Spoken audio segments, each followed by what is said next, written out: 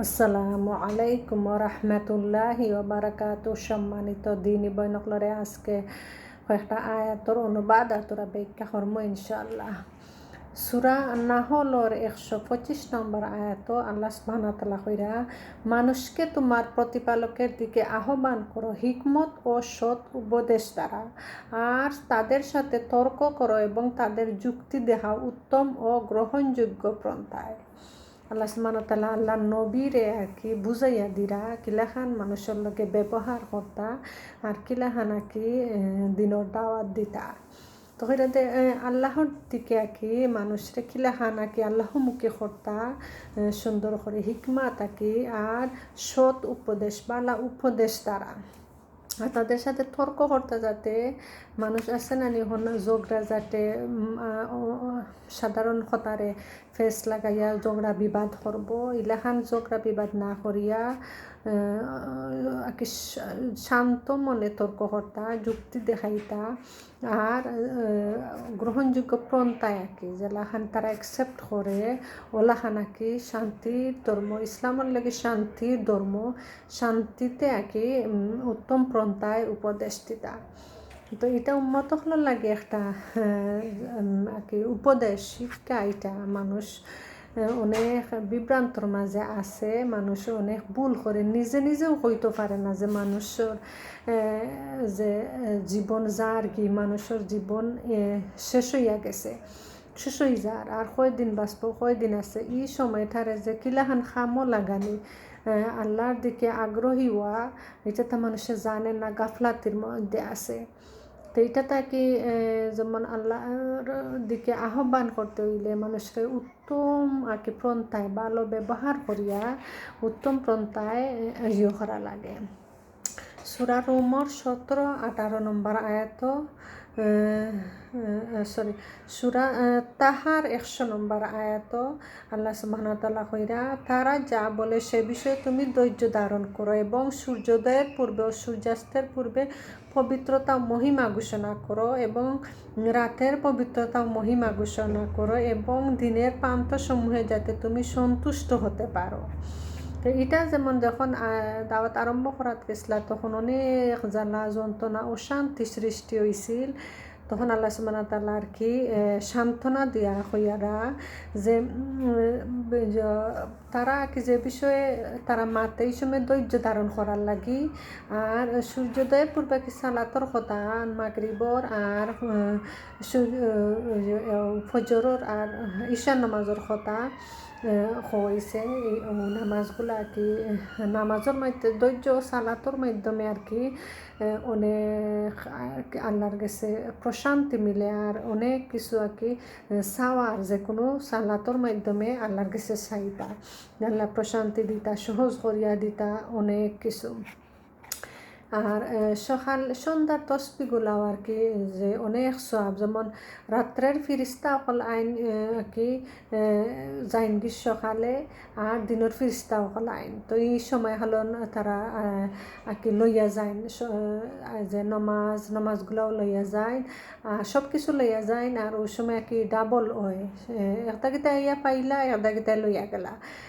তদ্রুপ বিকালকুর সন্ধ্যা পাদেওয়ালা হান তসবিগুলা পড়লে নামাজ পড়লে আর কি তারা লইয়া যাইবা একটা গিয়া ইয়া পাইবা। আল্লাহ সুবহানাহু ওয়া তাআলা উপরে গিয়া জিকাইবা, আল্লাহ সুবহানাহু ওয়া তাআলা তো সবটা দেখরা, তারপরেও জিকাইবা যে আমার বন্দার হলরে কোন অবস্থায় তো আইসো, তারা কইবা গিয়া সালাতরত অবস্থায় আইসে। তার লাগি আসরর নামাজ আর কি দেরি হরইন না, তাড়াতাড়ি পড়ইন, সব নামাজও সময় মতো পড়ইন আর যাতে তারা ফেরেশতা হল যে যাইবা গিয়ে তার লাগে আরো তাড়াতাড়ি আর কি পড়া উত্তম, আর বেশি বেশি দোয়া দুরুদ জিকির পড়া উত্তম। সূরা আনফালের 2 নম্বর আয়াত আর কি সত্যিকারের বিশ্বাসী তারাই, সত্যিকারের বিশ্বাসী তারাই আর কি যারা বিশ্বাস করব, আমল করব, ইমান আমল বাড়াইব আর আল্লাহর কোরআনে বিশ্বাস করব, এরাও আর কি সত্যিকারের বিশ্বাসী। 73 নং সূরা 5 নং আয়াতে আল্লাহ সুবহানাহু ওয়া তাআলা কইরা, আমি শীঘ্রই আপনার উপর বারি কালাম নাজিল করব।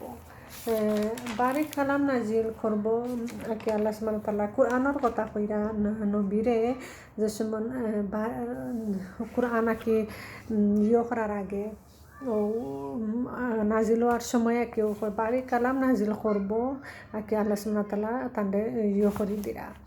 নবী করিম সাল্লাল্লাহু আলাইহি সাল্লাম ইসলামী দাওয়াত ভিত্তিক একে মোতাবেক চালু রাখেন।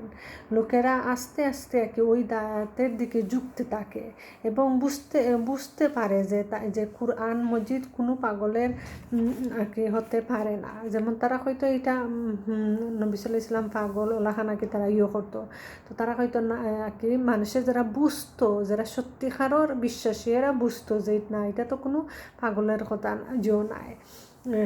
যে কোনো মানুষের যদি দুইটা জিনিস হোক, তো মানুষের যদি এই মানুষের বিবেক বুদ্ধি থাকে তো অবশ্যই নিজে নিজে বুঝবো কোনটা বালা আর কোনটা বাদ।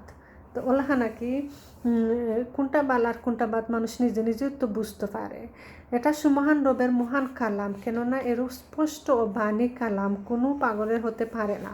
তখন তারা হয়তো এটা আল্লাহর কালাম, এটা কোনো স্পষ্ট সব কিছু সত্য কথা সব কিছু গাওয়াইছে, এটা তো কোনো পাগলের কথা না। একজন মানুষ পাগল যদি হয়তো ইলাহান কইতে পারবো না, ইলাহান করতে পারবো না। মিথ্যাবাদী হলে যত সত্যরে যত সাইন্যাখানে সাজাইয়া মিথ্যাবাদী কর্তা, কিন্তু তারা যে মিথ্যাও তাহবা।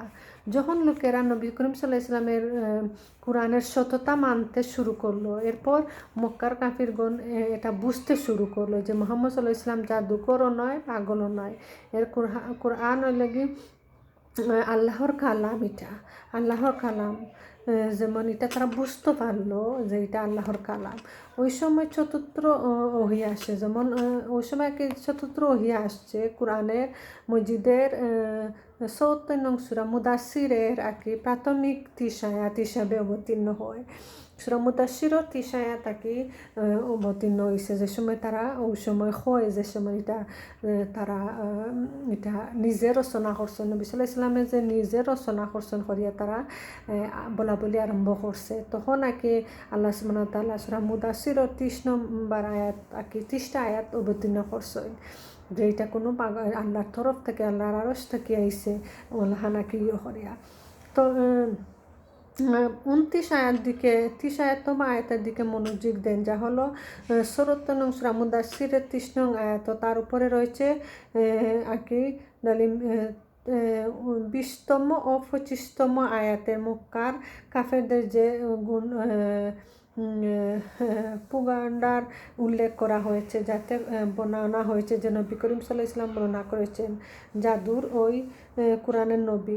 যেমন নবী নয়, যাকে তারা যে বলাবলি করে রাখি যে এটা নবী সাল্লাল্লাহু আলাইহি সাল্লামের বাণী, এটা আল্লাহর বাণী না, নবী সাল্লাল্লাহু আলাইহি সাল্লাম জাদুকর, পাগল, অনেক কিছু তারা খোর।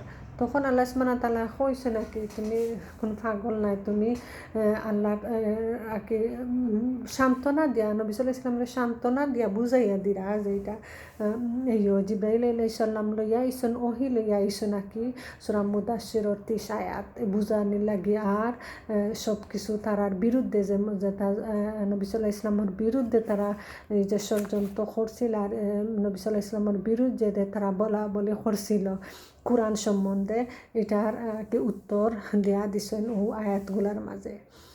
তো মানুষ আর কি অনেক বিভ্রান্তির মাঝে আসে, মানুষ নিজে নিজে বুঝরা না, নিজের প্রতি কত জুলুম করা, নিজে করা। মানুষে কি গভীর মন দিয়া যদি কোরআন আল্লাহর দিকে ঝুঁকে পড়ে তো মনে একটা প্রশান্তি আয়, একটা শান্তি আয়, সব কিছু শৃঙ্খলাবদ্ধ হয়। আল্লাহ বেশি বেশি করে আর কি বুঝার আমল করার তৌফিক দিতা, দিনের প্রতি আর কি ঝুঁকে পড়ার লাগে। যে সময় তো যার কি অতি কম সময়, সবর লাইফত কি মানুষ এখন খুব কম বাঁচেন, অত বেশি হায়াত পাই না। আর এই কম সময়ের মাঝে যদি আল্লাহর কি জান্নাতি মানুষ হইয়া যাইতে পারেন, এর চেয়ে সৌভাগ্য আর কিচ্ছু আসেনি। তো বেশি বেশি করে বালা কাম করার লাগি, বালা উপদেশ দেওয়ার লাগি, কোরআন মতো মানিয়া চলার লাগি আর কি, কোরআনরে মানিয়া চলার লাগি আর কি আল্লাহ সুবহানাহু ওয়া তাআলা আল্লাহ নবীর মাধ্যমে উপদেশ দিয়া দিছেন, মানার লাগে, বুঝার লাগে। জাযাকুমুল্লাহু খাইরান।